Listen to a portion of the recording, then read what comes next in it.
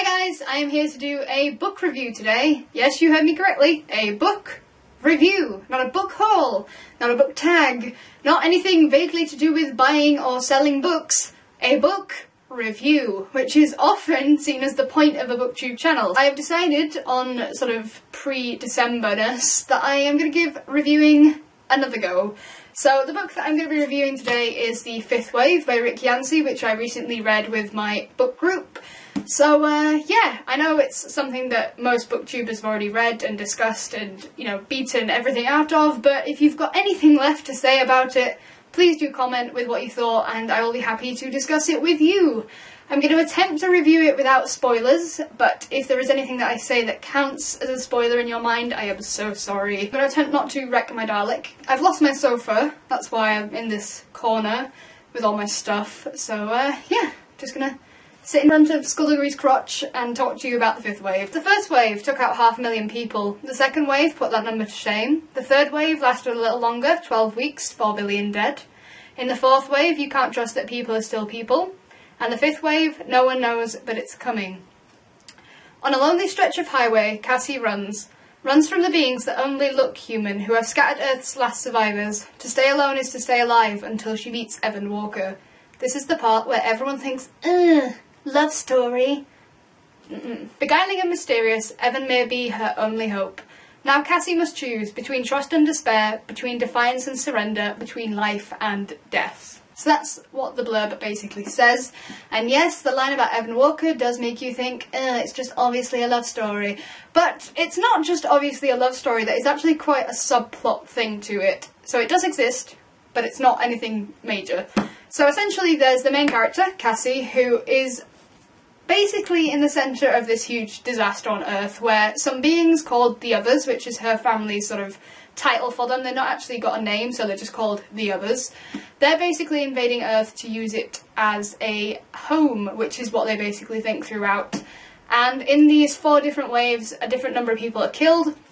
I think it's the second wave, which Rick Yancey predicted Ebola in, because he basically said that it was a specific form of Ebola that killed everyone. And when I read this just, you know, this past month, I was thinking, my god, Rick Yancey knows the future, because he wrote this in 2013, I believe, and here we are in 2014 experiencing an Ebola crisis. So in the end, you're left with about 7 billion dead, I believe, before the book even starts, and you're waiting upon the fifth wave, which is basically what the entire book's about, funnily enough.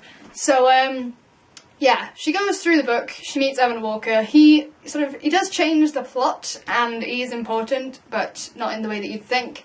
And it's basically about her journey to stay alive, to keep her family alive, because her mum died from Ebola, and her dad and her little brother are still alive, and it's basically them trying to stay alive and keep together.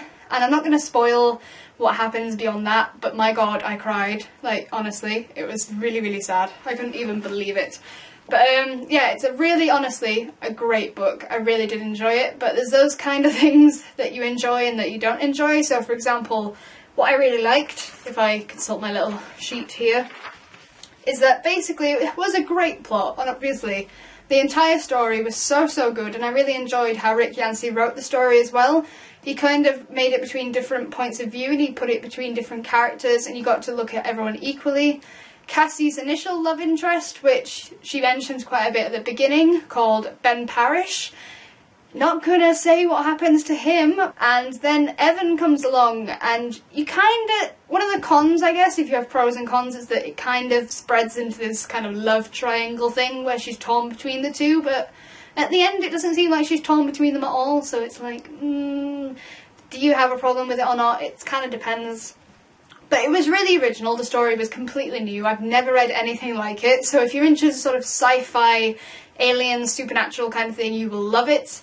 And I think you'll love the writing as well, which was so good. I have no idea how Rick Yancey did it, but you really feel like you're a part of it, and then you're scared for Cassie, you're scared for everyone in the story, and you feel like you are about to die by some strange aliens in the sky that you have never even seen, that you've never heard of, that you didn't know anything about.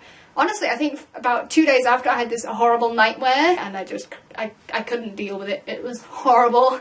But yeah, great writing, great plot, really original characters and plot.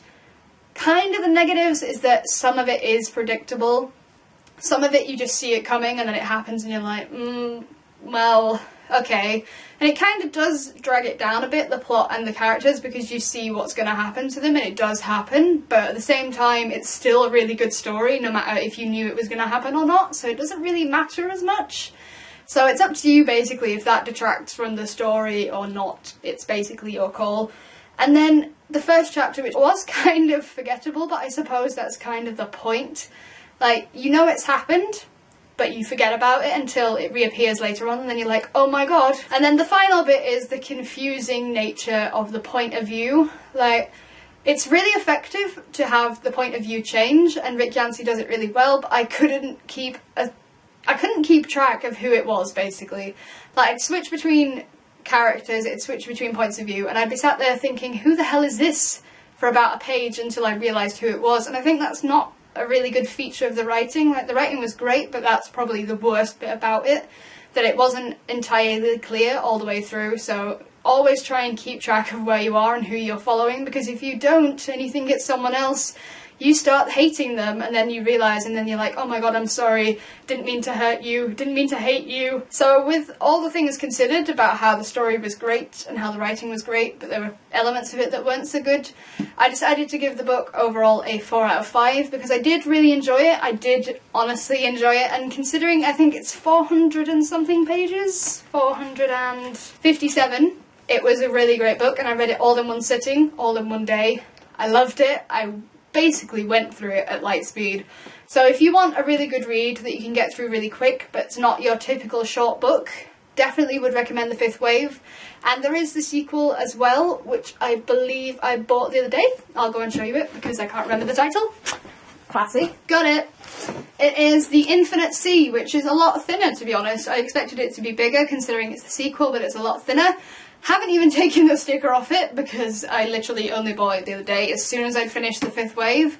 So would highly recommend the series. I think it's going to go to a really interesting place, because the cliffhanger at the end of this book, my god, I had to just buy it. I had to find out what happens. I think it's a trilogy, but don't hold me to that because I'm not sure.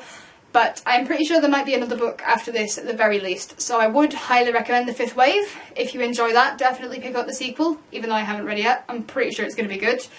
And basically, if you have read The Fifth Wave, let me know what you thought, and I will discuss it with you in more detail than just a general overview, because spoilers, and I didn't want to spoil anything, so I hope I didn't. Hope I was successful. Let me know what you thought of my review, if it's any good, if you'd like me to do some more, and yeah. I'm gonna go back to doing schoolwork now because I just procrastinated by making this video. Woohoo! See you later, guys!